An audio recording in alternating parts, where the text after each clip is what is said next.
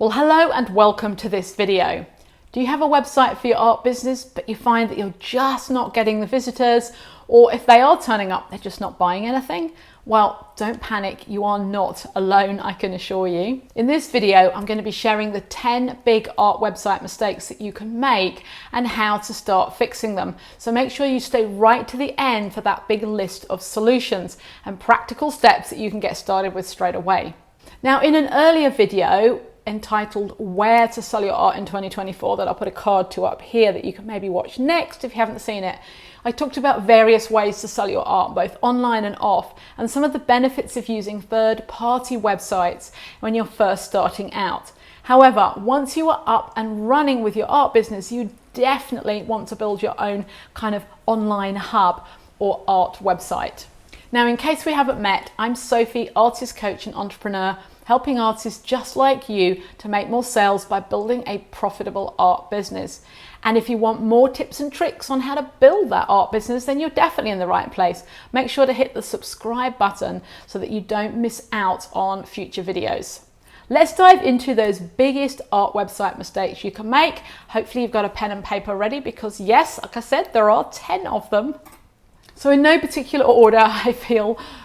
Mistake number one, trying to set up a website too early in your business before you are 100% clear on what you offer, what your niche is, what you're doing, etc., etc.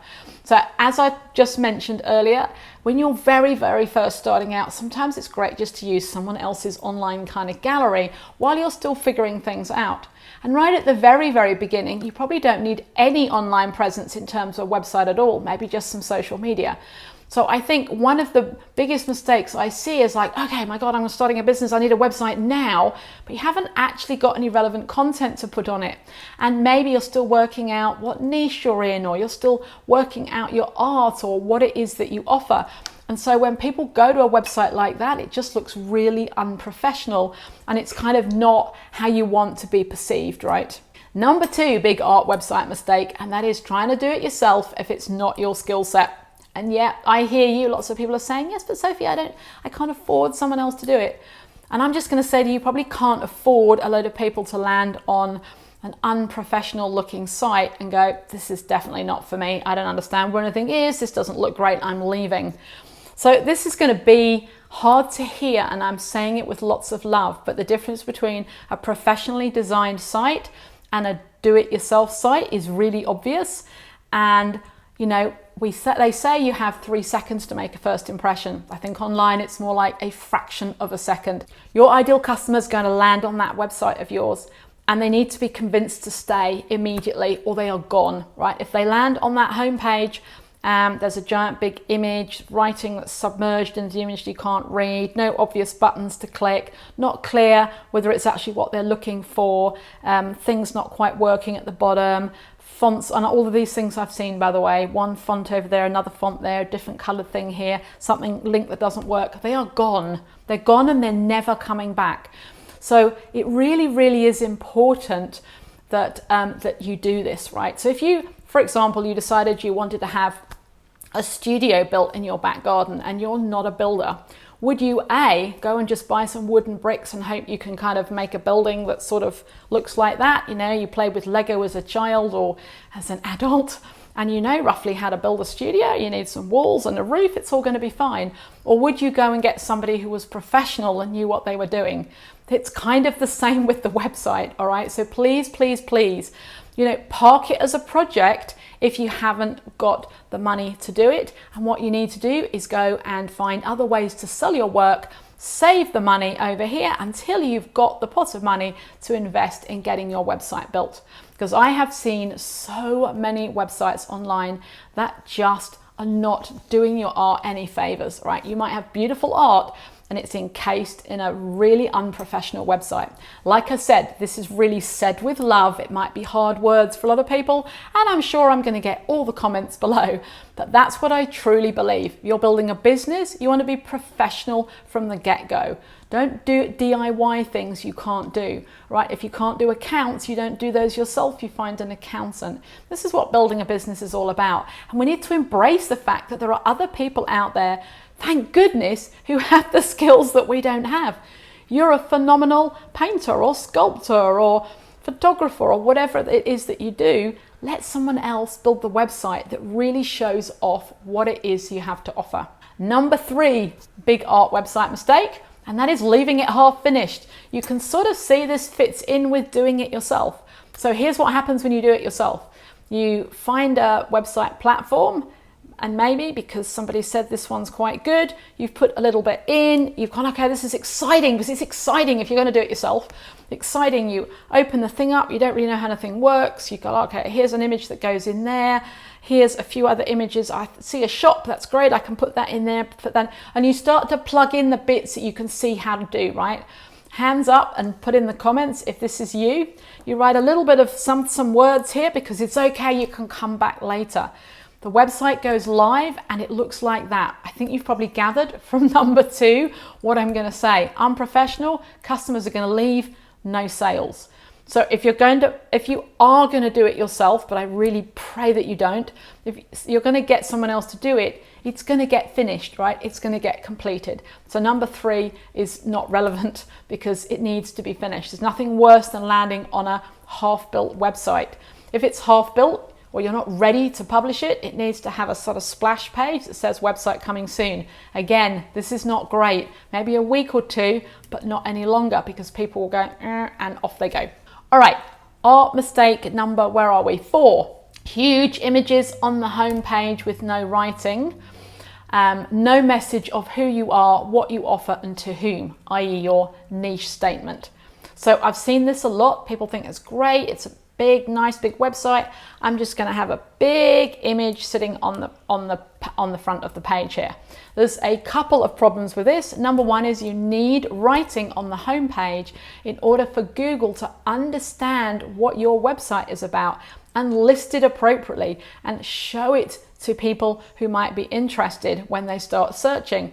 If there's no writing, and chances are you haven't optimized the image with any writing either, Google doesn't know what your website's about.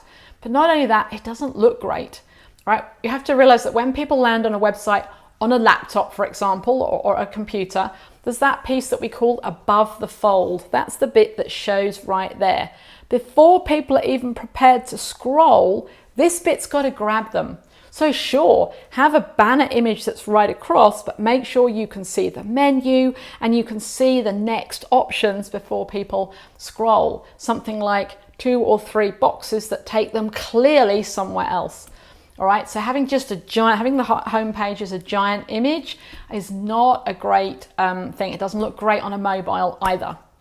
Okay, number 5 mistake, no clear navigation or where you want your viewers to go. So you create a list of pages and they're all up on the menu, that's great. But actually, what do you want your customer to do when they land on a page of your website? Where do you want them to go? What is the primary reason that you've got the website? Are you looking to build your mailing list? Are you looking to make sales? Are you looking to do those 2 things together? The answer should be yes, right? That's why you're building a website. That's why you're going to pay somebody, because you want to make more sales with your fabulous website. Okay, so if there's no navigation, people are going to leave. They land on that home page. It doesn't tell them anything. Previous doesn't tell them what's going on.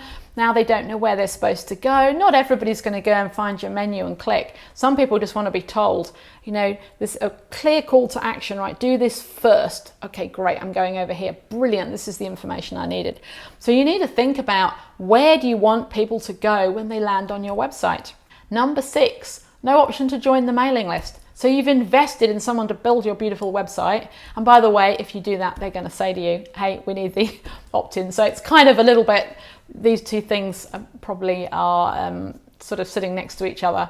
But you must be clear, there must be multiple places for people to join your mailing list. Because if they're not ready to buy, you don't want them to leave without joining the list, because it's all timing sales, isn't it? It might not be the right moment today, but a month down the line, they might be ready to buy something. But if you are not showing up in their email, they've probably forgotten about you, and they're not going to go, wait a minute, where was that artist I found on Google? I'm going to go back there. But if they're receiving a regular email, they're like, oh yes, I'm ready to buy now. That's why you need an email list. Check out below this video. I've got a whole playlist on building the mailing list, why it's so important and how to do it. Number 6, big art website mistake: shop listings with limited information, lacking in images, lacking in writing, not clear pricing, not clear postage and packaging, shipping, etc. Biggest reason why people won't buy anything is if they don't feel safe on your site. What happens if I spend my $2,000 on this piece of artwork? Am I going to get it? When am I going to get it? How to order framing if it needs a frame? Does it come? So if all you do is put one image and you write on it, you know, acrylic on canvas with hanging line behind it and the title and the price, it's not enough, folks. It's not enough. Is someone going to come in and go, oh, sure, yeah, that's great, I'm going to buy that. I've never seen it before. I have no idea what the website is. And of course, that's one of the reasons why when you sell on a third-party well-known site, there's that sort of security and safety element. They know the site, they can see that it's been up and running for however long, it's got that kind of authority tick, so they feel safe to make the purchase. You need to replicate that and make people feel safe on your site.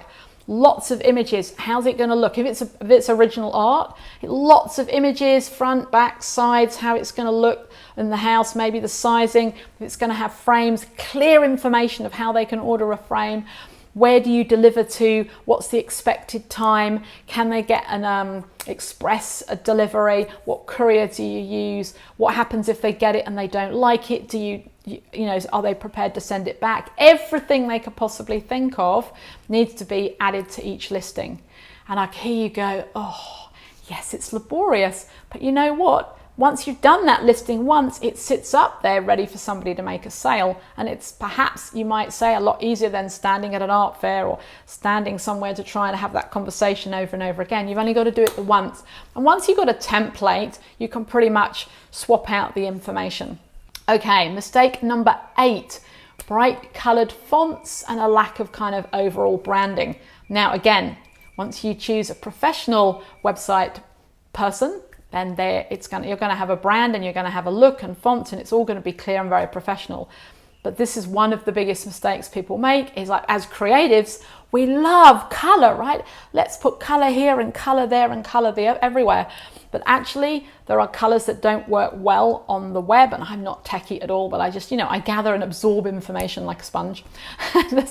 There's certain colors that people can't read on the internet in terms of writing. So stick to the obvious ones: black, dark gray. That works really well for you. Look at every website, pretty much every website, apart from things like a heading or some sort of special highlight thing, the writing is in black or dark gray. And there's a reason for that. It's readable. People just want the information. If they come to buy your art, the color is in the art. It doesn't need to be in the writing. Really, really important.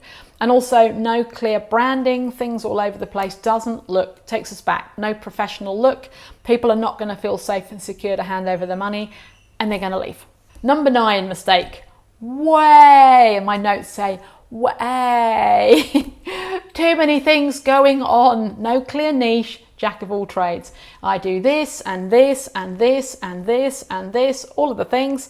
Fastest reason people are going to leave your site, if they are completely overwhelmed, completely confused. What do you do? Now, there's a difference between that and you saying, okay, I have different collections of work. You can have those listed. Originals by collection, this collection, that collection. You can order them so people are very clear. Hey, go to my page of collections, choose the one that interests you. Okay, landscapes, I'll do that. That's very different from somebody who's got all these things all over the homepage and it just looks like a jumble sale and people are really confused. Oh, you can get a course here, you can buy materials online there, you can turn up for a workshop over here, or by the way, I do this extra service over here and I've got prints and products, and it all just is a mess. Right, you're going to have to prioritize a little bit, but we'll talk about that in another video. So too much equals confusion, overwhelm. And what do people do when they're confused and overwhelmed?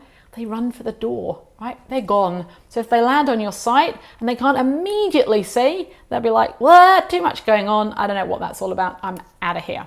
Okay, last but not least, and none of these are in any order, that I feel they're all as important to each other, is not being optimized for mobile or tablet. And again, these mistakes are not going to happen if you get somebody who knows what they're doing, whose skill set it is to design and build your website for you.